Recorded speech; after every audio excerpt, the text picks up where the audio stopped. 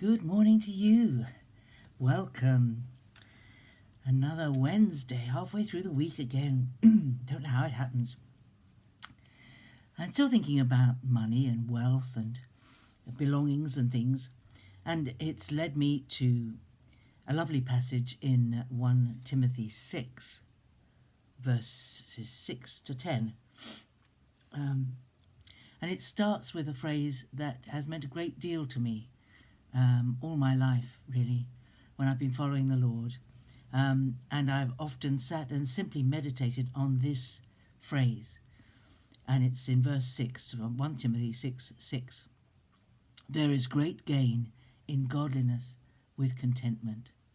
Or as the old version said, godliness with contentment is great gain. Contentment sounds like a sort of almost negative word, but to me it's like the word shalom, the word for peace. It's a very big word. It covers everything. Being content with what you have, not craving or coveting what other people have got, not longing for more than you have, not being dissatisfied with what you've got and looking at the next model of whatever it is that you've got. Being content and grateful for what you have. There is great gain in godliness with contentment. Maybe that's the thought to stick with today. It goes on, for we brought nothing into the world, and we cannot take anything out of the world. But if we have food and clothing, with these we shall be content. That's what I've been saying the last few days, that God is going to supply everything we need to sustain our life here, food and clothing and accommodation and water, everything we need.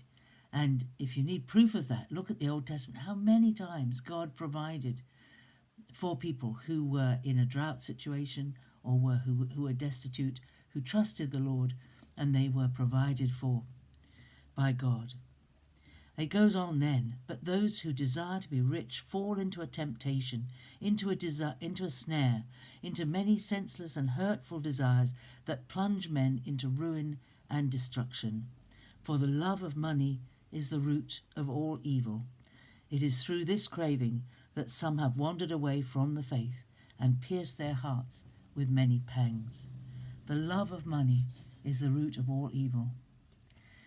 It's often a quiz question, isn't it? What is the root of all evil? It's not money.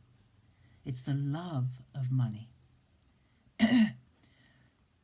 It's craving after more possessions, after more wealth.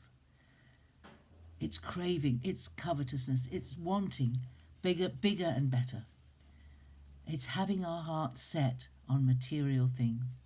It's not where our heart should be. Our heart should be set on longing after God. You know, it's often been said, hasn't it, that in every human being there is a God-shaped hole that has to be filled. And the trouble is, if God does not fill that hole that is it's deep within us, there is a hole that God made that only He can fill. But if you haven't got Him in your heart, then you fill that hole, that longing, with lots of other things. And everything you crave after will fill that hole for a very short period of time. Pleasures, for many people worshipping other gods. You need something in the middle of your life after which you yearn. And that's inbuilt. But if we follow the wrong directions, then we will pierce our hearts with many pangs, as Paul says to Timothy. Those who desire to be rich fall into temptation. We are warned. We are warned. We are warned here not to hanker after and long for bigger and better, more. How many of us have said, when asked, what would you like for Christmas, or what would you like for your birthday? I have everything I need. There is nothing I need. There is nothing I want. God has provided everything for me. I am content. I am filled with contentment. There is great gain in godliness with contentment. It's a wonderful thing. It's a wonderful emotion to be absolutely at peace where you are, whatever that circumstance is, because our sufficiency is in God, not in our circumstances. And that's why we should, of all people on this earth, be able to cope with what's going on around us at the moment very well, because our emotion, our contentment, our pleasure in life, our joy does not come from the things that we do and from the freedoms we have. It comes from the Holy Spirit. It comes from knowing our future is secured. It comes from knowing what Jesus has done for us. It comes from remembering what great sacrifices the Lord went to win us. And as we are moving into Advent, moving through in Advent, today is the third day of Advent, the second day of our Advent calendar, if you've got one. We are thinking and preparing, thinking about all the lengths to which God went to send Jesus into this world. Everything was prepared, and at exactly the right moment, God initiated his salvation plan, his rescue plan. Like the SAS, or any other military force, it was done with precision.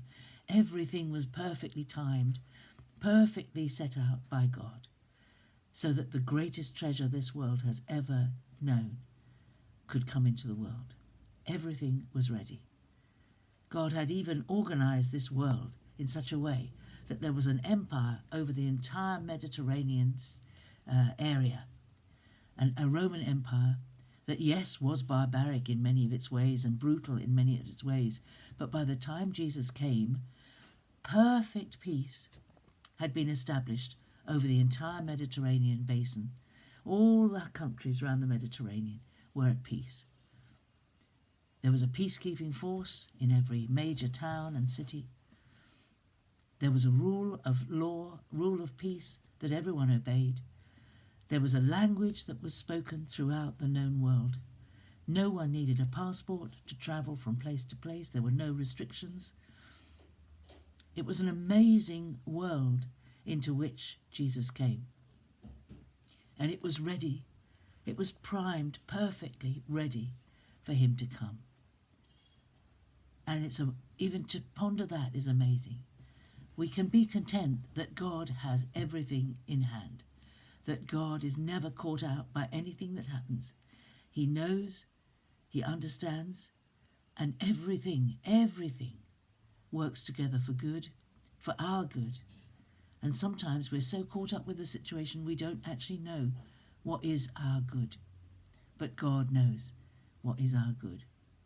And he will work everything together for our good. As we trust in him, we can have godliness with contentment, which is great gain. See you again tomorrow. Look forward to it. Bye.